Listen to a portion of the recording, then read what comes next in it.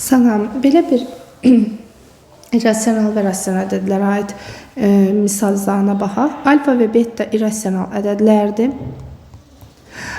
Alfa çıx beta isə sıfırdan fərqli, deməli rasional ədəddir. Yəni ki, ifadələrdən hansı irrasionalı istəyir?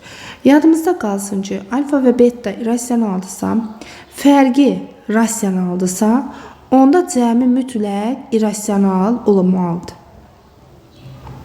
Cəmi mütləq irrasional olmalıdır. İndi bizdə, deməli, mənə lazımdır variantlarda cəm olan variant. Bir də burada bir qaydanı yadda saxlayaq. Əgər rasional ədədin üstünə irrasional ədəd gəlirəmsə, cavab mütləq irrasionaldır. Çıxıramsa, yenə irrasionaldır. Vururam, bölürəmsə, yenə cavab nədir? İrrasionaldır. Yəni, bir ifadənin ki, tərkibində kök var, o kök həmişə qalır. Yəni, rasionalın yanında. Rasional, irrasional. Həmişə cavab nəyə verir? İrrasional verir. Toplama, çıxma, vurma və bölmə. Bu belə, yadda qalsın. Bir də önəmli qaydamız nədir?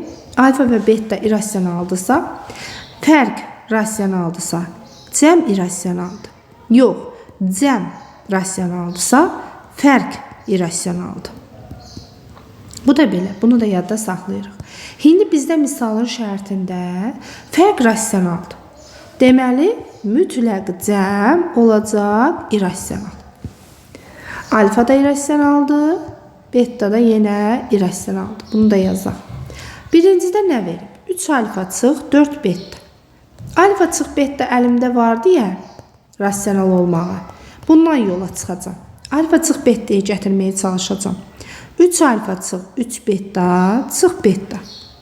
3 vurulsun, alfa çıx, beta, çıx beta. Alfa çıx, beta nədir bizdə? Rasional. Beta nədir? İrrasional. Bayaq mən nə dedim? Rasional çıx, irrasional mənə nəyi verəcək? İrrasionalı verəcək. Deməli, birinci irrasionaldır. İkinciyə keçək. Gördüyümüz kimi vurma var. Tək vuraq.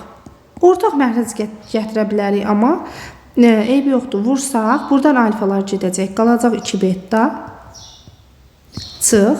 Bunu buna vursaq, betalar gedəcək. Qalacaq 2 alfa. İkiləri mötərizə xaricində çıxarsaq, nə qalacaq? Beta çıx alfa. Necə ədədi alfa çıx beta? Rasional. Beta çıx alfa da onun əksidir da. O da rasionaldır, əlbəttə ki. İkini də rasional ədədə vuranda əlbəttə ki, kök olmur. Bu yenə rasional ədəddir.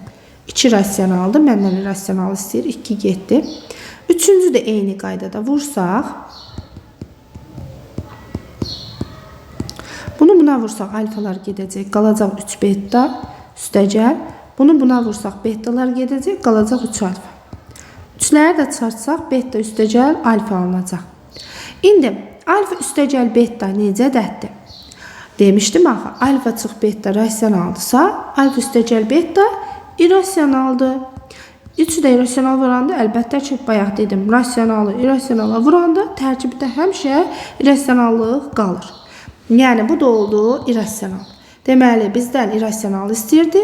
Cavabımız oldu 1 və 3 D variantı.